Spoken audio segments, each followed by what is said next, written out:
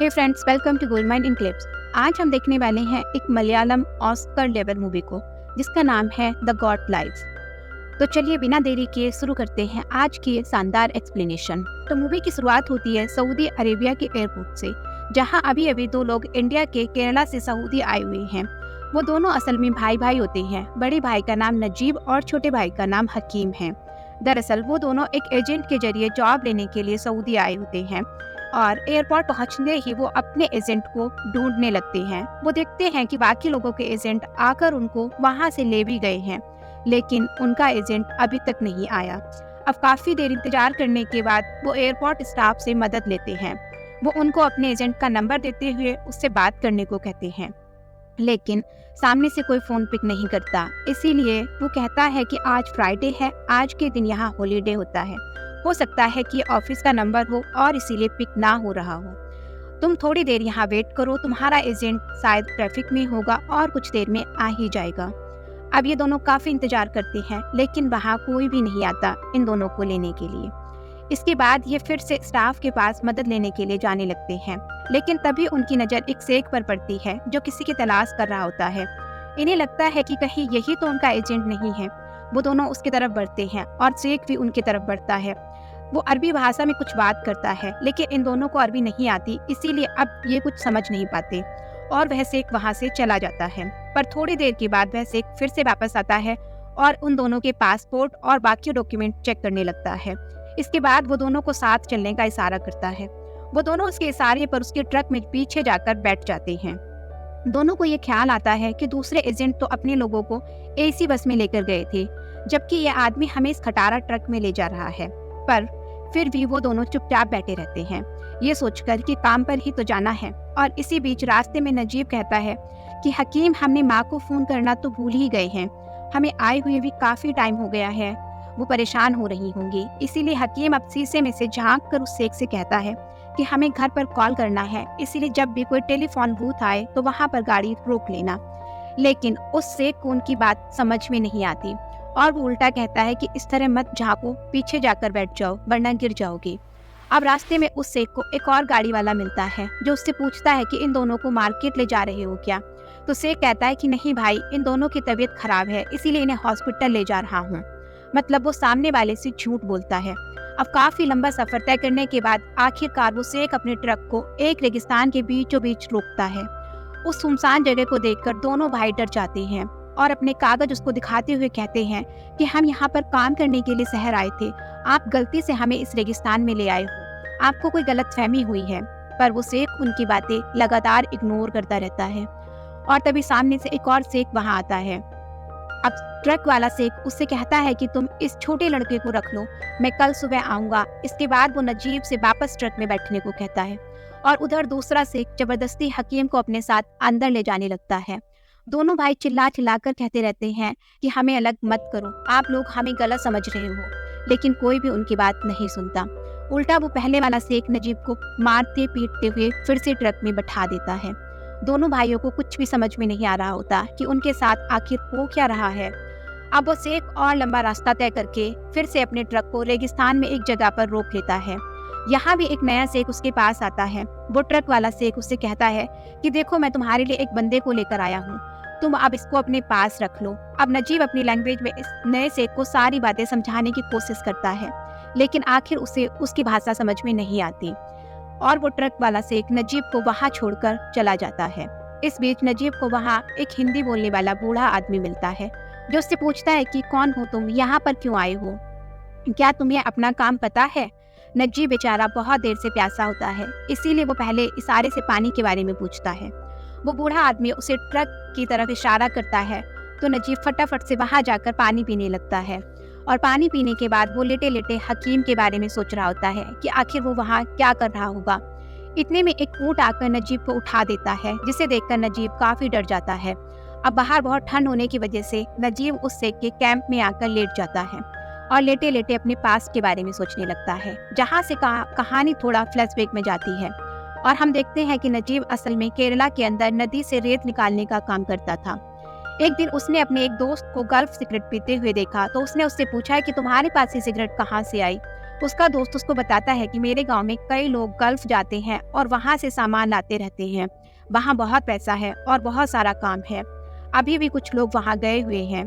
तब नजीब पूछता है कि वहां जाने का कितना खर्च होता है। तो उसका दोस्त कहता है कि करीब 30,000 में वीजा और पासपोर्ट बनकर आ जाता है।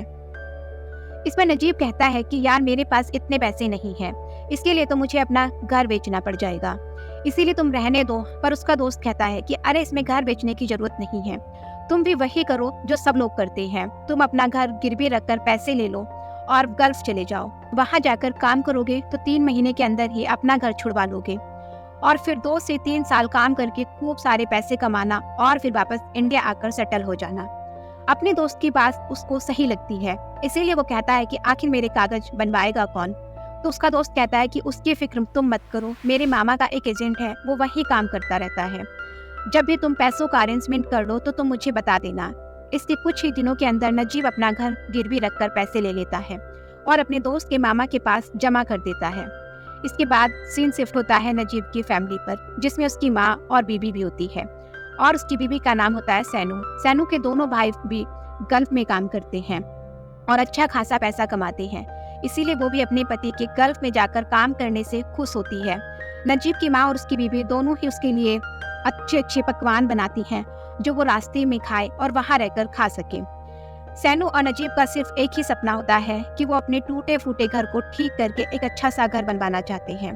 साथ ही सैनू और नजीब के पास एक और गुड न्यूज़ होती है और वो ये होती है कि सैनू बहुत ही जल्दी माँ बनने वाली होती है, इसीलिए दोनों अपने बच्चे के बारे में सोचते रहते हैं। और इसी के साथ सीन प्रेजेंट में शिफ्ट होता है, जहाँ शेख लात मारकर नजीब को उस जगह से उठा देता है और शेख गाली देते हुए कहता है कि तुम कौन हो जो मेरी जगह पर सो रहे हो, तुम्हारी इतनी हिम्मत कैसे हुई, जाओ यहाँ से बाहर जाकर सो। तब ये सुनकर नजीब कहता है कि बाहर कहाँ पर सो, चारों तरफ तो कुछ भी नहीं है, बस ठंड ही ठंड है। तब वो शेख उसको जवाब देता है और अपने कैंप में सोने चला जाता है। अब उस रात को जैसे तैसे नजीब अपने आप को संभालता है और ठीक से सो भी नहीं पाता। दूसरे दिन सुबह नजीब उठता है और देखता है कि वो आदमी एक बकरी का दूध निकाल रहा है।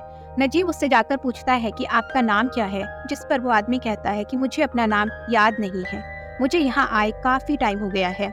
इसके बाद वो आदमी नजीब को वो दूध देते हुए कहता है कि इसे शेख को दे आओ, लेकिन नजीब को लगता है कि वह उसे दूध पीने के लिए दे रहा है और ऊपर से वह भूखा भी होता है, तो इसीलिए वह उस दूध को पी लेता है। उसको दूध पीते हुए देखकर वो बूढ़ा आदमी एकदम से शॉक्ड हो जाता है और कहता है कि बेवकूफ, ये क्या कर रहे हो, ये दूध तुम्हारे लिए नहीं बल्कि उस शेख के लिए है। अब कई बार समझाने पर नजीब को उसकी बात समझ में आ जाती है और वो दूध लेकर उस शेख के पास जाता है। शेख जब उसको पीता है तो नजीब फिर से उससे रिक्वेस्ट करते हुए कहता है कि देखिए सर, आपको कोई गलतफहमी हुई है, मैं इंडिया से यहाँ काम करने आया था और ये रहे मेरे कागज। लेकिन वो शेख उसकी एक नहीं सुनता और उल्टा उसे वहाँ से भगा देता है। अब अगले दिन वो ट्रक वाला शेख वापस उस जगह पर आता है और दोनों शेख आपस में बात कर रहे होते हैं। इतने में नजीब आकर फिर से अपने कागज दिखाते हुए कहता है कि सर, आप मुझे गलती से यहाँ ले आए हो, मैं यहाँ काम करने आया था और मेरा भाई कहाँ पर है, उसको आपने कहाँ कोई काम दिया है क्या। उसकी ये बात सुनकर ट्रक वाला शेख उसके कागज को फाड़ देता है, जिसे देखकर नजीब बहुत तेज रोने लगता है कि ये आपने क्या किया, मेरे पास यहाँ आने का बस एक ये ही सबूत था, मैं अपने परिवार से बात भी नहीं कर पाऊंगा क्योंकि इसी कागज पर फोन नंबर भी लिखा हुआ था। उसकी इन बातों का दोनों के ऊपर कोई फर्क नहीं पड़ता और वो बिना रहम किए वहाँ से चला जाता है। थोड़ी देर के बाद वो दोनों अपने टेंट में जाकर रोटी बनाने लगते हैं और दूर खड़ा नजीब ये सब देख रहा होता है। तभी एक शेख उसको बुलाकर रोटी देता है। अब नजीब गुस्से में होता है, लेकिन एक दिन से उसने कुछ खाया नहीं था, इसीलिए वो उस रोटी को लेकर खाने के लिए बैठता है तो वो देखता है कि वो रोटी बहुत ही टाइट होती है। तभी एक शेख उसे बताता है कि हम इस रोटी को पानी में गलाकर खाते हैं, जिसके बाद नजीब जैसे तैसे उस रोटी को अपने गले से नीचे उतारता है और इसके बाद शाम को वो उस बूढ़े आदमी से मिलता है और पूछता है कि बाबा, यहाँ से रोड कितनी दूर है। इस पर वो आदमी कहता है कि रोड का पता नहीं कितनी दूर है, रोड को देखे हुए मुझे सालों हो गए हैं।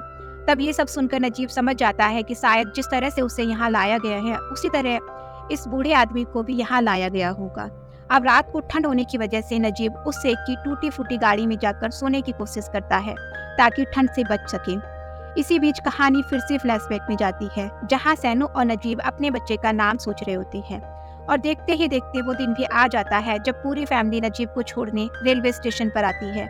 और यहाँ हमें पता चलता है कि हकीम उसका सगा नहीं बल्कि मौसेरा भाई है, जो उसके साथ गल्फ में काम करने आया है। लेकिन दोनों के बीच काफ़ी अच्छी अंडरस्टैंडिंग होती है, जितनी सगे भाइयों में होती है। हकीम की मां यानी कि नजीब की मौसी कहती है कि अगर तुम्हें ये परेशान करे तो इसको डांटना और इसके काम पर ध्यान रखना। नजीब कहता है कि मौसी अब आप फिक्र मत करो, मैं इसका खुद से ज़्यादा ख्याल रखूंगा। अब सीन यहाँ से प्रेजेंट में आता है, जहाँ हम देखते हैं कि सुबह सुबह लघु शंका के बाद नजीब पानी लेकर अपने हाथ धोने लगता है, लेकिन तभी पीछे से वो शेख आकर उसे जोर से लात मारते हुए गाली देने लगता है और पानी लेकर चला जाता है। नजीब कहता है कि कैसे अजीब आदमी है जो बिना पानी के आखिर कोई लघु शंका कैसे जाएगा। तभी वो बूढ़ा आदमी कहता है कि पागल लड़के, वो पानी खरीद कर यहाँ तक लाता है, अगर तुम उस पानी को ऐसे बर्बाद करोगे तो उसको गुस्सा नहीं आएगा क्या? इसीलिए जिस चीज के लिए तुम्हें पानी चाहिए उस चीज के लिए तुम रेत का इस्तेमाल करो। अब दोपहर को जब टैंक में पानी भरने वाला आदमी अपनी गाड़ी लेकर वहां आता है तो नजीब मौका पाकर उससे भी रिक्वेस्ट करता है कि वो उसे अपनी गाड़ी में रोड तक छोड़ दे। वो गलती से यहाँ आ गया है और इस पर शेख उसे पकड़ लेता है। वो आदमी उसकी बात ध्यान से सुन ही रहा होता है कि इतने में वहाँ वो शेख आ जाता है, जो नजीब से कहता है कि तुम इससे क्या बात कर रहे हो, लगता है तुम सुधरोगे नहीं। और इतना कहकर वो पहले अपनी बेल्ट से नजीब को मारता है और जब नजीब उसका हाथ पकड़ लेता है तो शेख अपनी बंदूक निकाल कर लाता है, जिसे देखकर नजीब के होश उड़ जाते हैं। वो शेख उस बंदूक के बट से नजीब को बहुत मारता है और इस बीच नजीब सोचने लगता है कि किस तरह वहाँ वो पानी के लिए तरस रहा है, जबकि उसके गांव में पानी की कोई कमी भी नहीं थी और वो कभी भी कितना भी पानी इस्तेमाल कर सकता था। खैर, अब एक दिन वो शेख नजीब को उसकी नींद से जगाकर बकरी का दूध निकालने को कहता है, जिस पर नजीब कहता है कि ये मेरा काम नहीं है, मुझे दूध निकालना नहीं आता। और वो बूढ़ा आदमी कहाँ है, वही तो इस काम को करता है। लेकिन वो बूढ़ा आदमी वहाँ नहीं होता, इसीलिए शेख के कहने पर मजबूरन नजीब को ही दूध निकालना पड़ता है और वो इसके लिए आगे बढ़ता है और बकरी को पकड़ने की कोशिश करता है, लेकिन उससे ये काम नहीं हो पाता। इसीलिए वो शेख उसे अब दूध निकालना सिखाता है, जिसके बाद नजीब उस काम को सीख जाता है। अब वो बूढ़ा आदमी अभी भी वहाँ पर नजर नहीं आ रहा होता, इसीलिए नजीब को लगता है कि शायद वो वहाँ से भाग गया है या फिर उसे किसी और के पास भेज दिया गया होगा। इसीलिए शेख के कहने पर अब उसे ही उन भेड़ बकरियों को चराने के लिए जाना पड़ता है। और एक दिन चराते वक्त अचानक दो भेड़ आपस में लड़ने लगती हैं, जिन्हें देखकर नजीब उन्हें रोकने की कोशिश करता है, पर रोकना तो दूर, वो भेड़ उल्टा उसे ही जख्मी कर देती हैं। तभी वहाँ पर वो शेख आता है और अपनी बंदूक से गोली चलाकर भेड़ों को डरा देता है।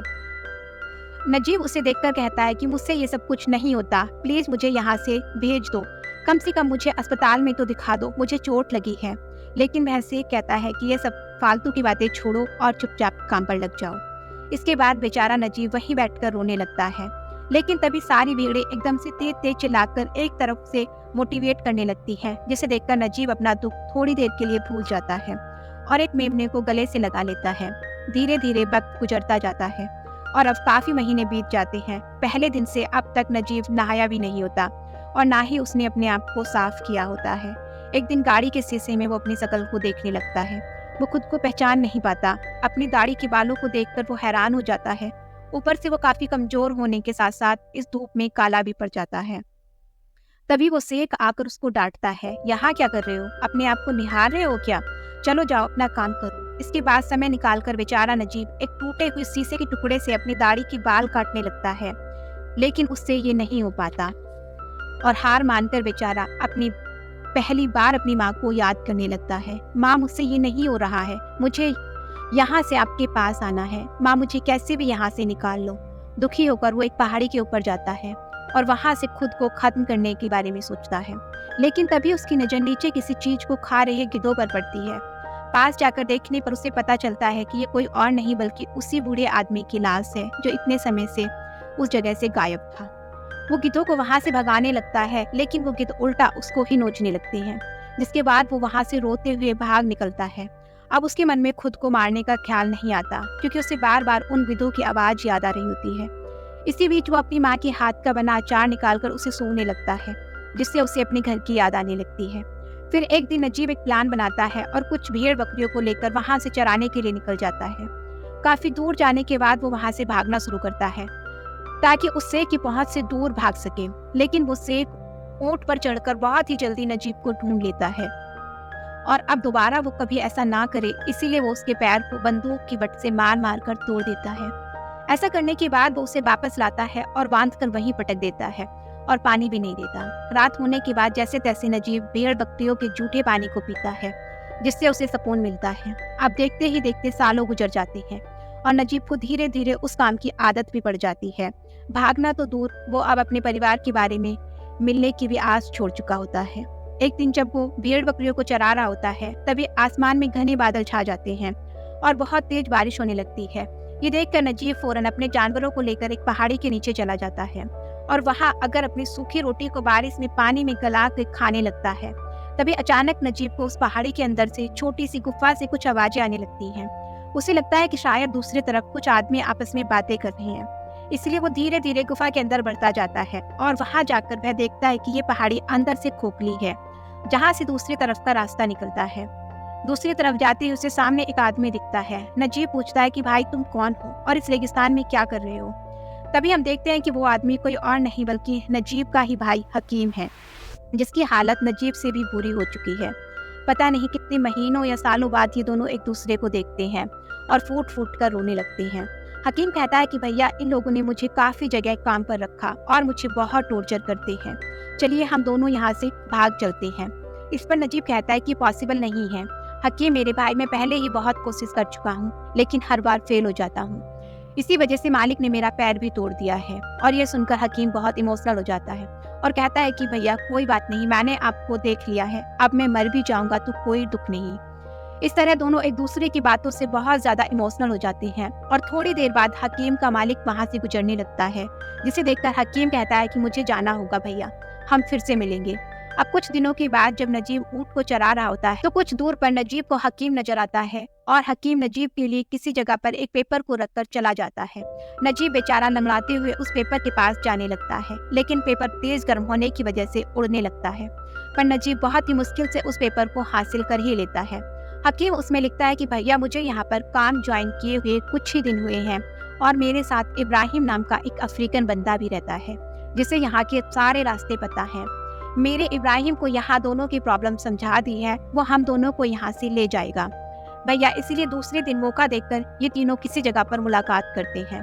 और यहाँ पर एक और बात यह है कि ढंग से खाना ना होने की वजह से नजीब के गले से आवाज भी नहीं आ रही होती, वो बहुत ही धीरे धीरे बात कर रहा होता है। इब्राहिम कहता है कि कुछ दिनों बाद बड़े शेख की बेटी की शादी है, इसीलिए ये सारे लोग वहाँ पर जाएंगे, तो उसी दिन हम तीनों मौका पाकर यहाँ से भाग लेंगे और वही सही टाइम है। इस तरह से इब्राहिम अपना प्लान इन दोनों को बताने लगता है। अब कुछ दिनों बाद वो सारे शेख अपनी भेड़ बकरियों के लिए चारा मंगवाकर शादी पर जाने लगते हैं। जब सभी शेख वहाँ से शहर चले जाते हैं तो नजीब अपने शरीर के सारे कपड़े उतारकर पहले उस टंकी के पानी से नहाता है और पता नहीं कितने महीनों से वो नहीं नहाया होता। उसके बाद नजीब अपने पुराने कपड़े पहनता है, शर्ट और पैंट, जो पहली बार वो यहाँ पर पहन कर आया था।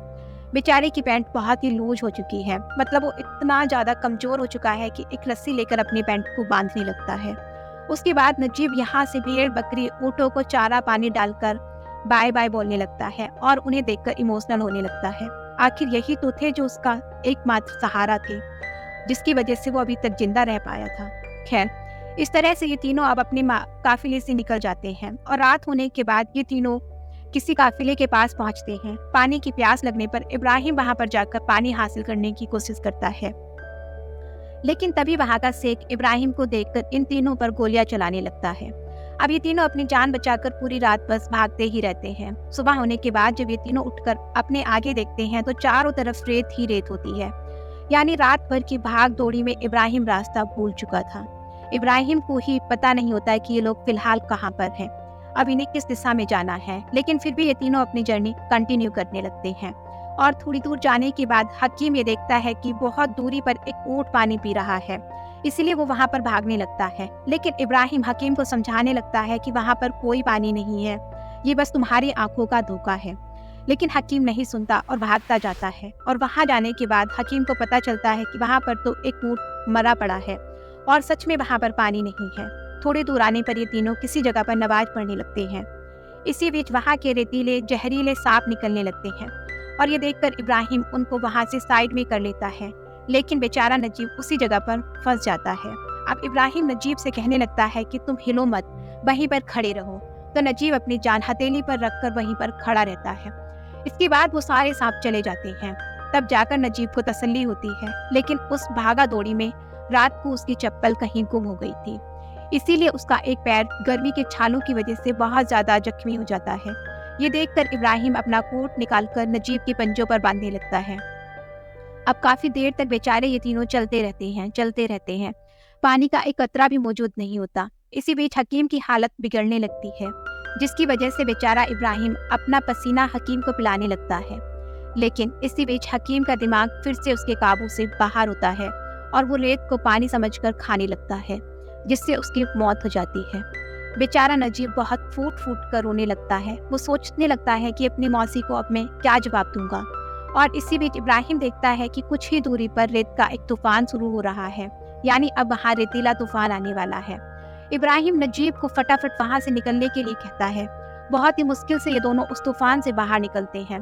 तूफान की वजह से हकीम की लाश कहीं पर गुम हो जाती है, या कहे कि रेत में दफन हो जाती है। अब दूसरे दिन ये दोनों दोबारा से अपनी जर्नी कंटिन्यू करते हैं और अब धीरे धीरे इब्राहिम के अंदर भी ताकत कम होने लगती है और वो भी चल नहीं पा रहा होता। जिसके बाद कुछ दूर जाने पर इन दोनों को एक छोटा सा तालाब नजर आता है। जब नजीब उस तालाब के अंदर जाने ही वाला होता है कि तभी इब्राहिम नजीब को रोकने लगता है और वो कहता है कि ये तालाब जहरीला हो सकता है। बाद में इब्राहिम एक कपड़े की मदद से नजीब को अपनी प्यास बुझाने लगता है और उसी जगह पर इब्राहिम को एक कांच का शीशा मिलता है। तो इब्राहिम इस कांच के शीशे से एक अच्छी सी धुन प्ले करने लगता है, जिसकी वजह से थोड़ी देर बाद वहाँ पर काफी सारे परिंदे मंडराने लगते हैं। इससे इब्राहिम को अंदाजा लग जाता है कि इन दोनों को अब किस दिशा में जाना होगा। इस तरह से ये दोनों दोबारा से अपनी जर्नी कंटिन्यू करते हैं, लेकिन नजीब के बॉडी में अब इतनी ताकत नहीं होती। इसीलिए रात होने के बाद ये दोनों किसी जगह पर सो जाते हैं और सुबह होने के बाद नजीब देखता है कि उसके पास इब्राहिम मौजूद नहीं है। इधर उधर देखने पर वो समझ जाता है कि इब्राहिम वहाँ से जा चुका है और जाते जाते वो नजीब के लिए एक बोतल में पानी छोड़कर जाता है। तो अब इस पानी को पीते हुए नजीब अपनी जर्नी को कंटिन्यू करता है और फाइनली 2 दिन के बाद नजीब को एक सड़क नजर आती है। बहुत ही मुश्किल से नजीब इस सड़क के पास आकर गाड़ियों से लिफ्ट मांगने लगता है, लेकिन उसका हुलिया देखकर कोई भी उसको लिफ्ट नहीं देता। उसको उसी रोड पर पूरा एक दिन निकल जाता है, लेकिन दूसरे दिन एक शेख नजीब की हालत को देखकर उसकी मदद करने लगता है। वो नजीब को अपनी गाड़ी में बैठाकर उसको पानी देकर शहर में ड्रॉप कर देता है। उसके बाद क्या था, नजीब एक मलयाली के हाथ लग जाता है। वो मलयाली नजीब को नहलाता धुलाता है, उसके बाल कटवाता है और उसका ट्रीटमेंट करवाने लगता है। 2 दिन बाद नजीब इस मलयाली को अपने घर के बारे में बताने लगता है। तो वो मलयाली बंदा नजीब के घर वालों को कॉल करके उनको बात करने के लिए कहता है। अब तकरीबन 4 साल बाद जाकर नजीब अपनी बीवी से बात करता है। और दोस्तों, ये सीन सच में बहुत ज़्यादा इमोशनल होता है। इसके बाद वो मलयाली नजीब को पुलिस के हवाले कर देता है, क्योंकि नजीब के पास कोई डॉक्यूमेंट्स नहीं होता और नजीब जैसे लोग सऊदी अरेबिया की गवर्नमेंट वापस इंडिया भेज देती है। इस तरह अब उसके जाने का इंतजाम होता रहता है। उसी पुलिस स्टेशन में नजीब इब्राहिम की फ़ोटो को देखता है। वो सोचता है कि शायद इब्राहिम मिस हो चुका है या फिर मर चुका है।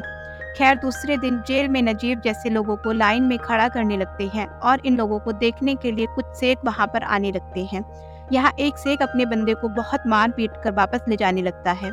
इसी बीच नजीब का वो शेख भी वहाँ पर आता है। उसको देखकर नजीब धीरे धीरे छुपने लगता है, लेकिन वो शेख नजीब को देखकर पहचान लेता है और नजीब के पास आकर कहने लगता है कि मैं तो तुम्हारा शेख नहीं हूँ। अगर मैं तुम्हारा मालिक होता तो तुमको मार पीट कर यहाँ से ले जाता। मुझे नहीं पता तुम तब से क्या कर रहे थे, लेकिन अब मुझे समझ में आ गया है कि तुम सच में गलत फहमी का शिकार हुए हो। तब जाकर बेचारे नजीब को ये बात समझ में आती है कि नजीब के साथ धोखा हुआ है। वो बेचारा अब बहुत रोने लगता है और फाइनली 3 महीने जेल में रहने के बाद नजीब और कुछ लोगों को सऊदी अरेबिया की गवर्नमेंट वापस भेजने का इंतजाम कर देती है। उस प्लेन में चढ़ते चढ़ते नजीब अपनी बीवी को याद करने लगता है कि सारे लोग गल्फ जाकर अपनी फैमिली के लिए कुछ न कुछ लेकर आते हैं, लेकिन मेरे पास तुमको देने के लिए कुछ भी नहीं है। मेरे पास सिर्फ एक ही चीज़ है और वो है मेरी उम्र। यही मैं तुमको और मेरे बच्चों को दे सकता हूँ। और फ्रेंड्स, इसी तरह से ये शानदार मूवी यहीं पर ख़त्म हो जाती है। आपको मूवी और मेरी एक्सप्लेनेशन वीडियो अच्छी लगी हो तो हमारे चैनल को सब्सक्राइब करें और वीडियो को लाइक करें। And finally, thanks for watching.